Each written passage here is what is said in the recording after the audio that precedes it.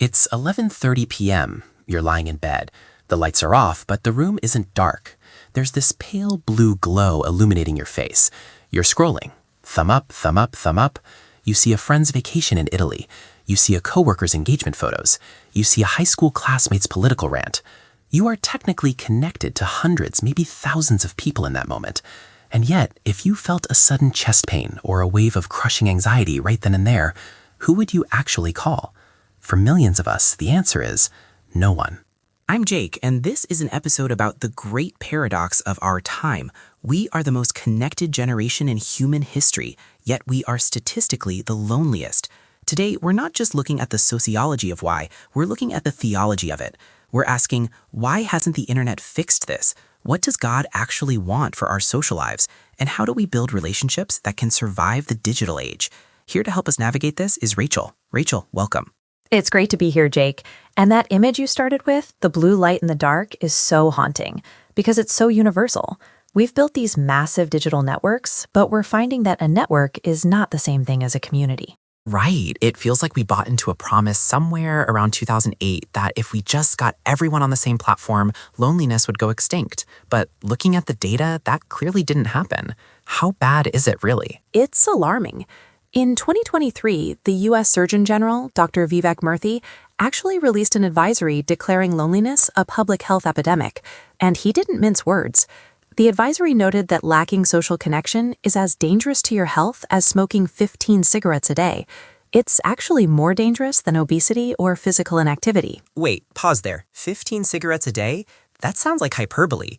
You're saying feeling lonely does the same physical damage to my body as chain smoking? It's not hyperbole, it's physiology. When you are chronically lonely, your body stays in a state of low-grade fight or flight.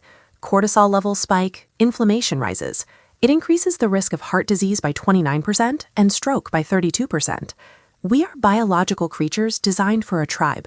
When the tribe is missing, our bodies panic. That's terrifying. But this is where I get stuck. If we're biological creatures designed for a tribe, shouldn't social media be the ultimate tribe builder? I have access to more people now than my great-grandfather met in his entire life. Why isn't that satisfying the biological need? Because your brain has a hard limit, Jake. There's a concept in anthropology called Dunbar's number, named after Robin Dunbar. He found that humans can only maintain about 150 stable social relationships. That's the cognitive limit. We can't emotionally invest in more people than that. 150. I think I have more than that on LinkedIn alone. Exactly, and that's the trap. Sociologists distinguish between strong ties and weak ties. A strong tie is someone you can cry with, someone who has a key to your apartment. A weak tie is an acquaintance, someone you nod at in the hallway or like on Instagram. Social media is an incredibly efficient machine for accumulating weak ties. You can have 5,000 weak ties, but it does almost nothing to cultivate strong ties. So we're drowning in acquaintances. We are snacking on weak ties and starving for strong ones, and the research backs this up. There was a study from Baylor University recently that looked at passive versus active social media use. Passive use, that doom scrolling you described in the intro, is directly linked to higher anxiety and loneliness. It's the digital equivalent of standing outside a party looking through the window. You see the connection, but you don't feel it. That window analogy is perfect. It actually hurts more to see the party you aren't part of than to just be home alone not knowing about it. But I want to pivot because we promised to look at this through a faith lens. When you look at the Bible, is there a theology of loneliness, or is it just pray more and you won't be lonely? It is definitely not pray more and it goes away. The Bible actually addresses this on page 1, or well, page 2. In Genesis, you have God creating the world. He creates light, water, animals, and after every single thing, he says, "It is good. It is good." Then he creates the human being, Adam, and for the first time in the entire narrative, God looks at something and says, "It is not good." It is not good that the man should be alone. Right, and this is profound because at that point in the story, sin hasn't entered the world yet. Adam has a perfect relationship with God. He's walking in the garden with the Creator, and yet God says it's not enough. That's a bold statement. I feel like a lot of modern pastors would hesitate to say that. They'd say, if you have Jesus, you have everything. But you're saying Genesis suggests that even with a perfect vertical connection to God, we still need a horizontal connection with people. That is exactly what the text implies. We are made in the image of God, the Imago Dei. And from a Christian perspective, God is a Trinity, Father, Son, Holy Spirit.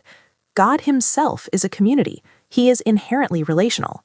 So if we are made in his image, we are made for community. Loneliness isn't a sin, Jake. It's a signal.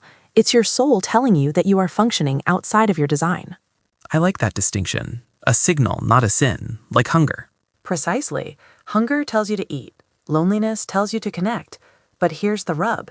Just like you can eat junk food that doesn't actually nourish you, you can consume junk connection that doesn't cure the loneliness. That's what passive social media is. It's relationally empty calories. Okay, so let's talk about the healthy food then. If junk connection is scrolling, what is the biblical model of real connection? Because I have to play devil's advocate here. I know plenty of people who go to church every Sunday, sit in a pew, sing the songs, and still feel incredibly lonely. So the church isn't automatically solving this either. You are absolutely right. And that's because we've often traded community for proximity. Sitting in a room with 500 people facing a stage is not community, it's an audience. The early church, if you look at Acts chapter 2, looked very different. It says they devoted themselves to the apostles' teaching and to fellowship, to the breaking of bread and to prayer. But fellowship is one of those churchy words that has lost all meaning. It usually just means coffee and donuts in the lobby. It has, and that's a tragedy. The Greek word there is koinonia. It implies a shared life, a partnership. It's messy. It means knowing each other's financial struggles, eating at each other's tables, annoying each other, and then forgiving each other. In a digital world where we can curate our image and filter out the messy parts, koinonia is terrifying. It requires being known, not just being seen. Being known versus being seen, that hits home. On Instagram, I am seen, but am I known? Probably not. So how do we bridge that gap? If someone is listening to this and they feel that ache, they realize they have followers but no friends, what are the practical, faith-based steps to fix it?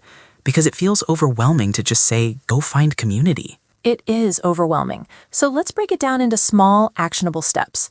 The first one is a shift in mindset. You have to move from being a consumer of connection to a creator of connection. In the digital age, we wait to be entertained or invited. The biblical model is hospitality, taking the initiative. So stop waiting for the text. Stop waiting. Be the one who sends the text. But here's the key. Make it an active text. Don't just like a post. Send a message that says, "Hey, I was thinking about you today. How are you really doing?" It sounds small, but that is a move from passive observation to active engagement. The research shows that active use, direct messaging, commenting with substance, can actually decrease loneliness. Okay, so step 1 is active initiation. What's step 2? Step 2 is what I call the ministry of presence. We need to reclaim the physical. There is something spiritual that happens when we are in the same room. A screen cannot convey the nuance of a sigh or the warmth of a hand on a shoulder. A practical way to do this? The quarter-mile rule. What's the quarter-mile rule? Invest deeply in the people who physically live within a quarter mile of you. We often try to maintain friendships across the country while ignoring the neighbor across the street. But God placed you in a specific time and a specific place. Try hosting a dinner, not a fancy one. Order pizza. Invite 2 people over. The awkwardness of physical presence is where the real bonding happens. That's actually really challenging. It's easier to text my friend in another state than to knock on my neighbor's door, but I see the wisdom in it. If you have an emergency, the friend in the other state can't get there. Exactly. And the third step is vulnerability. This is the hardest one. C.S. Lewis had this great line about how to love at all is to be vulnerable. If you want to move from a weak tie to a strong tie, someone has to go first. Someone has to admit, I'm struggling. In a faith context, this is confession. It's saying, I'm not perfect. That breaks down the curated facade we all put up online. It seems like vulnerability is the currency of strong ties. You can't buy a strong tie with a like. No, you buy it with trust. And trust is built when you show a crack in the armor and the other person doesn't attack it, but heals it. I love that. We've covered a lot of ground here, from the Surgeon General's warning to the Garden of Eden. As we wrap up, Rachel, what's the one thing you want people to take away from this? If they're staring at that blue light tonight, what should they remember? I'd say this. You were designed by a relational God for deep, messy, in-person connection. The technology we use is a tool, but it's a poor substitute for the real thing. Don't settle for being followed. Fight to be known. It takes work, it takes awkwardness, and it takes risk. But it is the only way to satisfy the soul. Fight to be known. That's a powerful place to end. If this episode made you think of someone, maybe someone you haven't really spoken to in a while, don't just send them the link. Send them a text and ask if they want to grab coffee. Thanks for listening.